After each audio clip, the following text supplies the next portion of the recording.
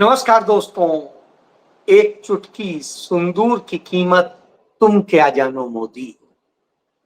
तुम क्या जानो एक वोट की कीमत। तुम क्या जानो इस देश की नागरिकता की कीमत। तुम क्या जानो इस देश के लोगों के संघर्ष की कीमत। तुम के क्या जानो इस देश में 1 रुपए कमाने की कीमत। और तुम क्या जानो इस देश के लोगों के सम्मान की कीमत। जी हां, नरेंद्र मोदी इनमें से किसी चीज की कीमत नहीं जानते, क्योंकि नरेंद्र मोदी बचपन में अपने पिता के पैसे से एंजॉय करते रहे। उनकी तस्वीरें बताती हैं। नरेंद्र मोदी बाद में तथाकथित रूप से भीख मांगकर दुनिया के दर्जनों देशों में घूमते रहे। नरेंद्र मोदी दुनिया के तमाम सारे लोगों के भीख के पैसे से बीए, एमए और न जाने किसकी किसकी डिग्रियां प्राप्त करते रहे। नरेंद्र मोदी तब कंप्यूटर चलाते रहे जब कंप्यूटर नहीं था। नरेंद्र मोदी तब बांग्लादेश की आजादी की लड़ाई में जेल जाते रहे जब कोई आजादी के लिए यहां जेल ही नहीं गया था। जी हां, और वो तब भागे रहे, भगोड़े रहे जब आपातकाल था, लेकिन यूनिवर्सिटी में रेगुलर जाकर के वो कोर्स करते रहे, बीए करते रहे। आप कहेंगे यह सब आश्चर्यजनक है। जी हां, लेकिन ये सब आश्चर्य नरेंद्र मोदी करते हैं। वो शादी कर लेते हैं लेकिन बीवी छोड़ के भाग जाते हैं, क्योंकि जिस उम्र में शादी की बात कर रहे हैं उस समय तो वो भीख मांगा करते थे। लेकिन उनके गांव के लोग बताते हैं वो अपने बाप के जो गहने थे वो लेके भाग गए थे। बहरहाल वो क्या था क्या नहीं था मुझे नहीं पता। अब मैं सीधे आता हूं। वो आजकल लोगों के मंगलसूत्र भी लेके भाग रहे हैं, जमीन भी लेके भाग रहे हैं और लोगों के अधिकार भी लेके भाग रहे हैं, भैंस भी खुलवा रहे हैं और वो लोगों के घर भी लेके भाग रहे हैं।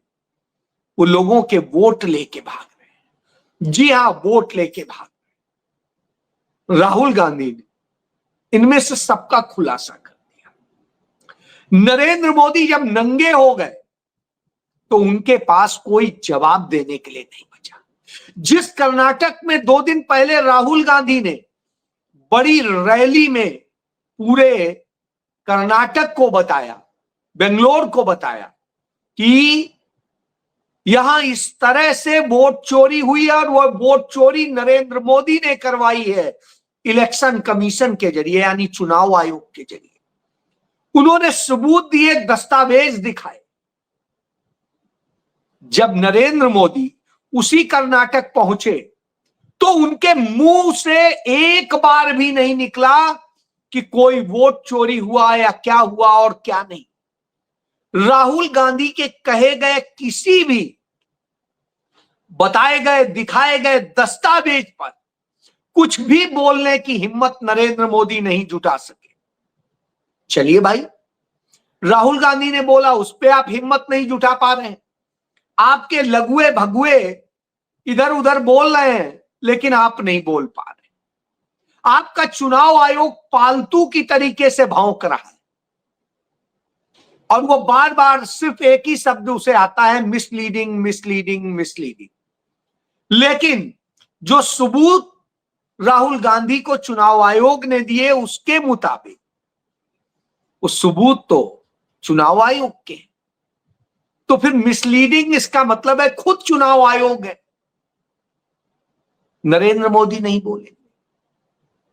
नरेंद्र मोदी वहां टेक्नोलॉजी से लेकर तमाम डेवलपमेंट की बात करेंगे, लेकिन उनकी हिम्मत नहीं पड़ती है कि वहां पर वो डोनाल्ड ट्रंप का नाम ले सके।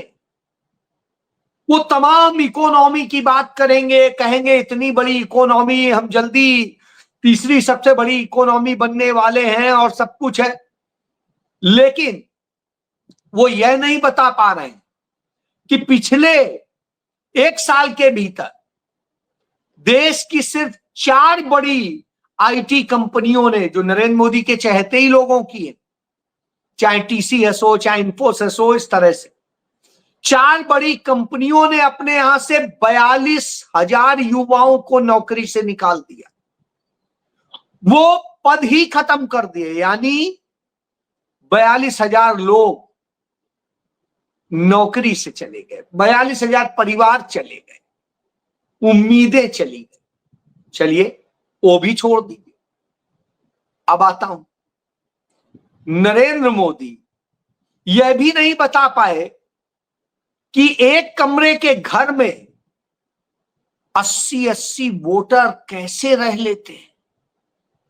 वो 80 वोटर सुबह फ्रेश होने के लिए कहां लाइन लगाते हैं, सड़क पे जाते हैं या गली की नालियों में बैठ के करते हैं, कहां करते हैं, क्योंकि वो तो भाजपा नेता का ही घर है, एक कमरे का। और जो वहां रहता है वो कहता है मैं तो बंगाल का वोटर हूं, यहां का हूं ही नहीं, बाकी कोई दिखता नहीं है। वैसे ही सूक्ष्म होता है जैसे अंतर्यामी, अंतर्ध्यानी टाइप के नरेंद्र मोदी यूनिवर्सिटी में डिग्री की पढ़ाई कर रहे थे, जेल जा रहे थे, कंप्यूटर चला रहे थे, कैमरा यूज कर रहे थे, उन्हें किसी ने नहीं देखा। वैसे ही इन वोटर्स को किसी ने नहीं देखा। नरेंद्र मोदी जवाब नहीं दे पाते। नरेंद्र मोदी के पास तो अब यह भी जवाब नहीं है कि जिस चुनाव आयोग को एसआईआर करने के लिए दिया गया, उस एसआईआर में जो चुनाव आयोग ने ड्राफ्ट चुनाव लिस्ट जारी करी, उसमें किसी के पति के नाम ही हस्बैंड है, किसी के पिता का नाम ही फादर है, किसी का कुछ एड्रेस है, किसी का कुछ है। किसी घर में 269 लोग रहते हैं, किसी घर में 249 लोग रहते हैं, और वो घर इतने छोटे हैं कि वहां 4 आदमी रहना मुश्किल है गजब की नहीं। अब समझ लीजिए, वहां के जो डिप्टी सीएम है विजय सिन्हा, नरेंद्र मोदी के खासम खास, उनके खुद के 2 वोटर कार्ड बने हुए। एसआईआर के बाद, एसआईआर के पहले होता तो हम कह देते चलो गलत था। एसआईआर हो जाने के बाद जो ड्राफ्ट वोटर लिस्ट है उसमें यह दिखाई दे रहा है। और इसके बाद भी और एक आश्चर्यजनक, कि जो कांग्रेस पार्टी के प्रदेश अध्यक्ष हैं राजेश कुमार, उनके अपने गांव में 1700 वोट बन जाते हैं एक्स्ट्रा। अब वो 1700 लोग उस गांव में कहां से आ गए? गांव में 1700 लोग अचानक प्रकट हो जाएं तो आश्चर्यजनक होगा कि नहीं? सोचिए आप। बहरहाल कुछ भी हो सकता है, क्योंकि नरेंद्र मोदी का शासनकाल, जैसे बेंगलुरु में जो राहुल गांधी ने बताया था, उसी में एक विधानसभा क्षेत्र 30,000 ऐसे लोग हैं जिनके एड्रेस ही वेरीफाई नहीं हो पा रहे हैं। किसी का 00 मकान नंबर है, किसी का 000 है, किसी का 0004 है, किसी का 0 कुछ है। यही उसकी गली का भी नंबर है, यही रोड का नंबर है, यही सब नंबर। इसी तरह से बिहार में एसआईआर के बाद हो रहा है। अब चलिए भाई, आप वोट चोर नहीं हैं, आप एसआईआर बड़े अच्छी नियत से करा रहे हैं, तो फिर एक चीज बड़ी सवाल खड़ा कर देती है कि एसआईआर अच्छी नियत से करा रहे हैं, तो सुप्रीम कोर्ट में एफिडेविट देता है जब चुनाव आयोग, तो उस एफिडेविट में 271 पेज का देता है, उसमें यह नहीं बता पा रहा है कि कौन सा एक विदेशी नागरिक पाया गया, उसका नाम बता दीजिए कि कौन रोहिंग्या है, कौन बांग्लादेशी है, या कौन कहां का है। एक भी इसका नहीं। अब जिनके आपने खत्म किए वोट, जिनकी नागरिकता छीन रहे हैं, जिनका मताधिकार छीन रहे हैं, जो संविधान देता है, तो साहब उन 65 लाख लोगों के नाम बता दीजिए। तो कहता है नहीं, नाम भी नहीं बताएंगे, सूली पे चढ़ाएंगे लेकिन नाम नहीं बताएंगे। चलिए अच्छा, सूली पे चढ़ा क्यों रहे हैं यही बता दीजिए। नहीं, ये भी नहीं बताएंगे, हम नहीं बताएंगे कि हम क्यों तुम्हें सूली पे चढ़ा। अच्छा चलिए कोई नहीं, इसका कुछ और बता दीजिए। नहीं, हम कुछ नहीं बताएंगे, सिर्फ नंबर लिख देंगे, उससे समझ लो। अब नंबर से कोई कैसे समझ लेगा कि किसको काट दिया और किसको नहीं काट दिया और क्या किया। तो अब आप बताइए, जब यह खेल हो रहा हो, सवाल उठना लाजमी है कि अच्छा भैया, ये SIR तो बड़ी शानदार है कि इसमें कुछ बताना ही नहीं, जिसके मन चाहो काट दो नाम, जिसके चाहो जोड़ दो, चाहे जितने वोटर एक ही घर पे बना दो, चाहे जिसके बाप का नाम बदल लो, चाहे जिसकी अम्मा का नाम बदल लो, चाहे जिसके किसी का नाम बदल लो। गजब किस्से।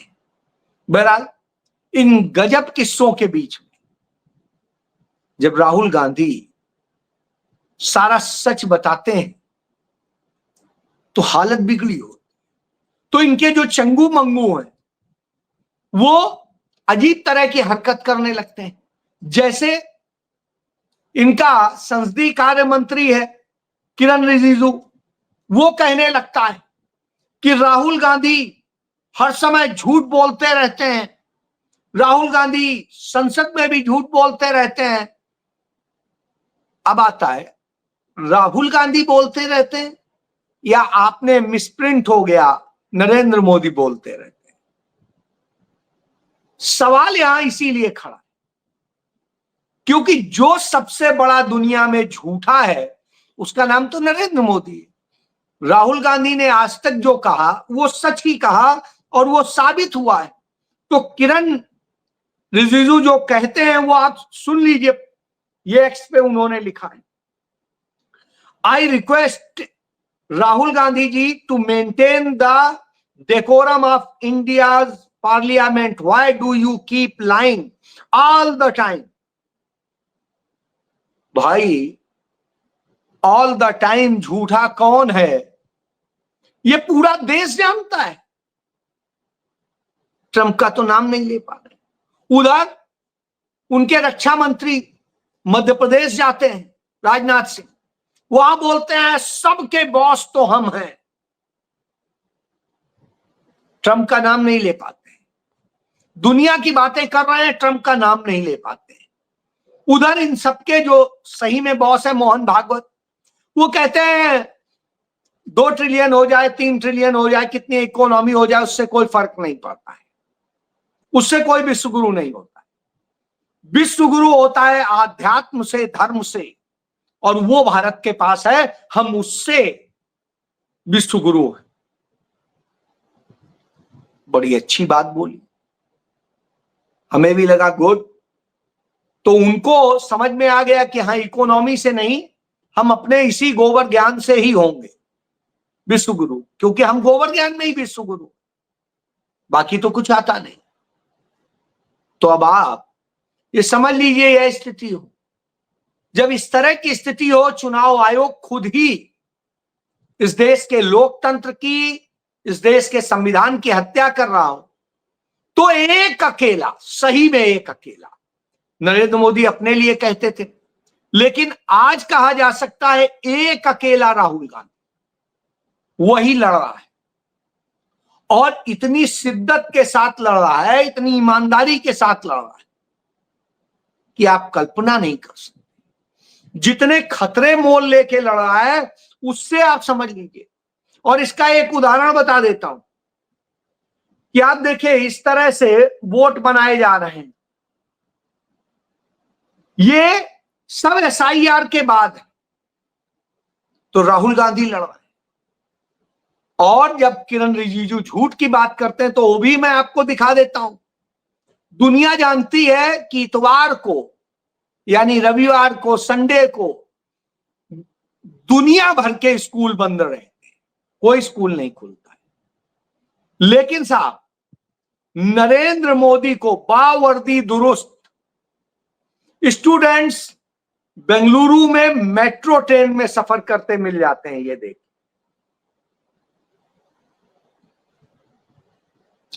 अब आप सोचिए मेट्रो ट्रेन में नरेंद्र मोदी सफर कर रहे हैं किनके स्टूडेंट्स के साथ।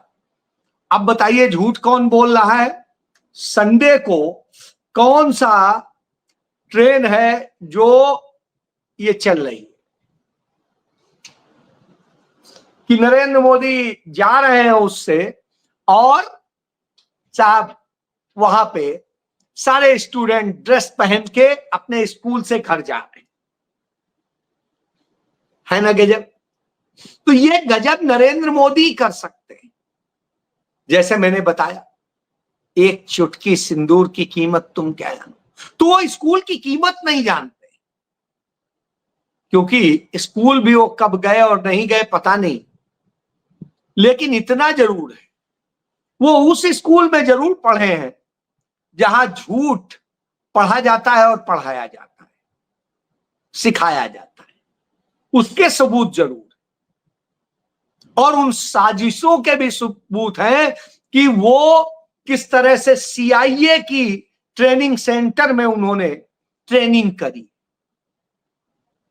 अब आप समझिए, CIA के ट्रेनिंग सेंटर में ट्रेनिंग करने वाला, झूठ बोलने वालों के स्कूल में, गोबर ज्ञान वाले स्कूल में पढ़ने वाला वह शख्स देश का प्रधानमंत्री होगा तो वो क्या करेगा? वो कौन सी टेक्नोलॉजी बताएगा? आज जब टेक्नोलॉजी बता रहा, वो वोट चोरी करने की टेक्नोलॉजी बताएगा, सब कुछ बताएगा। तब राहुल गांधी उस लड़ाई पे निकलते हैं कि नहीं, ये लड़ाई यहीं शांत नहीं हो सकती। तब वो एक नंबर जारी करते हैं कि इस पर मिस्ड कॉल दे करके जो लिंक आएगा उस लिंक से भरिए और हम चुनाव आयोग को बताएंगे इस देश की जनता क्या चाहती है। उसमें यह है to join our campaign and fight against vote चोरी। तो वोट चोरी करने की जो लड़ाई है उसमें साथ आइए और लड़िए, अपने वोट बचाइए, नहीं तो आपके अधिकार छीनना तय।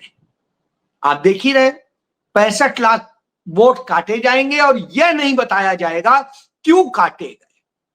कोई विदेशी नहीं खोज पाएंगे, लेकिन कहानियां बड़ी बड़ी इस गोदी मीडिया के जरिए बताई जाएंगी। जब यह सब खेल हो रहे हैं और भारतीय जनता पार्टी के रोहतक से सांसद जो रहे हैं पहले, आजकल मंत्री हैं, कैबिनेट मिनिस्टर हैं हरियाणा सरकार में, वो अरविंद शर्मा कहते हैं कि रोहतक में एक एक व्यक्ति के पास 4-4 जो है वोटर ID है, तो इसका मतलब ये थोड़ी नहीं है कि वो वोट चोर हो गया। अब आप समझिए तो वोट चोर होता क्या है? वही शख्स तो होते हैं। तो जो वोट चोर है वो उसे जस्टिफाई कैसे करते? तब हमें याद आता है कि चुनाव आयोग को सोचना चाहिए बांग्लादेश में मुख्य चुनाव आयुक्त के साथ क्या हुआ। जो मुख्य चुनाव आयुक्त वहां पर थे उन्होंने ऐसी चोरी करी थी और फिर एक वक्त आया कि लोगों ने उन्हें जूते से पीटा। अब आप सोचिए हिंदुस्तान में क्या होने वाला है। जी हां, आपको सोचना है। राहुल गांधी ने अपना काम कर दिया है और आगे भी कर रहे हैं। जय